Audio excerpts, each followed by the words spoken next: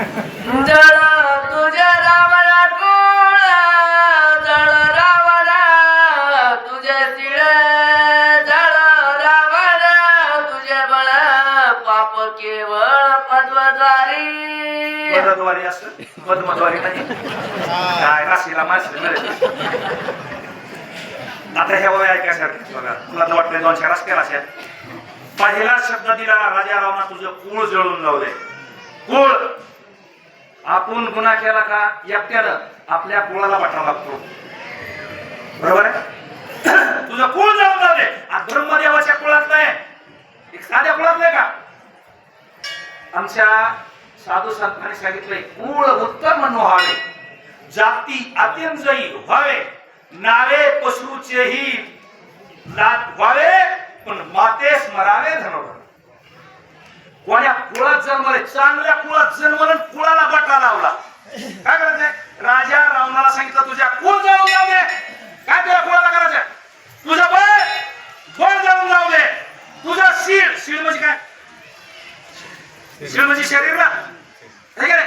तुझा शीळ भ्रष्ट झालाय लाचार झालाय 100 लाख ठेवला खाल्यास जी आई मला आई जी आई मला मग सांगितलं सगळ्यांनी जी आई मला तिथं हात धरला आणि चपलाला मारला काय त्या शरीराला फुटायचं का काय करायचंय हे जळून जाऊ दे. काय कामाचं नाही तोंड दाखवायच्या लायकीचा. नेक्स्ट देख देख रावण तुझ पुरुषार्थ देख देख रावण तुझ कार्यार्थ देख देख रावण तुझे वाट स्वतः प्रार्थना दिल. अंदाजे सांगतो धिक धिक रावणा तुझा पुरुषार्थ धिक धिक रावणा तुझा परमार्थ. दोनच सांगतो आणि सर्व ह्याचा नाश झाला. पुरुषार्थ राजा रावणाचा सांगतो आणि परमार्थ सांगतो बस महाराज दोनच. राजा रावणाचा पुरुषार्थ किती कैलास पर्वत लख लख लख खालेला राजा रावणानं खालेला का नाही. राजा बोलणं सोपं आपल्याला मसोबाला चलत चलत झाडावर यांना लाथ लागाव ते झोपतच नाही.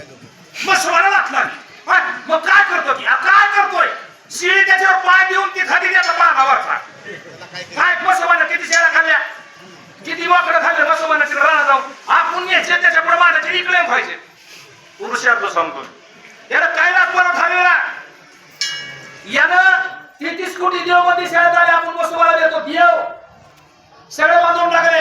हा देव तुझा पुरुषार्थ जळून गेला. माणसानं जर जीवनात जन्मभर पुरुषार्थ केला आणि शेवटला चुकली या वर्म फेरा पडे. भानगडाशी झाली एक माणूस आजन्म माळकरी राहिला. आजन्म पहिल्यानं थोडं खाल्लं होतं पुन्हा माळ घातली. माळ घातल्यावर पुन्हा बाजावरच्या टायमाला अवदास आठवली काहीच खाऊ वाटणं तोंडाला चवत राहिलं नाही. पोराली म्हणलं थोडं पाव किलो खांड किती आणा पाव किलो खांड आणा. पाव किलो खांड आणलं शिजविलं त्याच्या पुढं वाढलं एक तोंडात घातलं मिळलं मिळलं. ते पवित्र झालं का पवित्र झालं मला सांगा. अपवित्र झालं का पवित्र. मी मागे एकदा कथा सांगितलं तुम्हाला एका साध्वी माऊलीची जन्मभर पतिव्रत राहिली आणि शेवटला नुसता डॉक्टरचा स्पर्श झाला. डॉक्टरने तपासलं आणि तिने तेवढेच म्हणली मा आहे पुरुषाच्या स्पर्शामध्ये किती ताकद आहे. मेली पुढचा जन्म वेश्याचा झाला आणि ती वेश्या गणिका पहिल्या पुण्य एवढं स्वर्गाला न्यावं लागली. वेश्या गणिका ती सत्य लोकांनी नेली. माय बापू पुरुषार्थाचा नाश व्हायला टाइम लागत नाही. आता ह्याचा परमार्थ किती होता. महादेवाचा नंबर 1चा भक्त कोण आहे. मग किती बी बसून रामायण सांगितलं आणि तिकडे जाऊन जर चोऱ्या केल्या लोक डोक्यावर कुठं शिवी राहत नाही. लय रामायण सांगायचं अड्डू जागा बदलू हाता हलू आणि डावरीच्या मागे जाऊन बसायचं पोलीस हाती दार पडावा डावरीने पकडून येतात आणि बघण्याच्या डोक्यावर नाही डावरीच्या मागे बसून बघा माझ्या देशात काय पकड होते माझ्या बघण्याच्या डोक्यावर चपलाचं तुड. मग त्यासाठी जीवन मरण तर कोणाला द्यावं जसं जन्मले का आता बुद्धी भ्रष्ट झाल्यावर नाही बघते. एखाद्या वेळेस बुद्धी माणसाची भ्रष्ट होते, कोणाची होती, त्याला नोटा मारता येत नाहीत, उगाच्यावर हात हलवित आहे, उगाच्यावर तिसरीकडे चलत काहीतरी होतं. मग ते ईश्वराची इच्छा आहे. पण तुला कळत असून जर शेण खाल्लं, केलेला कर्माची माती झाली. दिक दिक रावण तुझी राक्षस जाती, दिक दिक रावण तुझी ख्याती, दिक दिक रावण तुझी कृती, झाली अपकृती लंके. उतरा खाली लवकर. कीर्ती, काही माणसाची कीर्ती असते, नावावर काम होते ना ते बाबा, नावावर.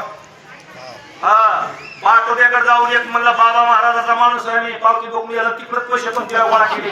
अरे नावावर काम होते, नावावर. जास्त काय तोंडात रामायण सांगतो मी, खरंय खरं काय आला केले का नाही गोळा.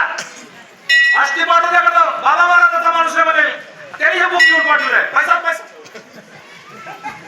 मला माझं मोठे पण सांगायचं नाही, एखाद्याच्या नावावर काम होत असते, पण त्या माणसाला जर चोरी केली, कीर्तीची अपकीर्ती व्हायला काही नाही. जळो रावणा तुझी कीर्ती. हा विषय आमच्या हनुमानजीने सांगितलं. तुझा पुरुषार्थ जळून जाओ, तुझे संपत्ती, काय संपत्तीला करायचे, पैशाला माणूस आहे, नीतीच नाही. संपत्ती भरपूर आहे पण नीतीच नाही. जे जे दिसे बस तुझं म्हणे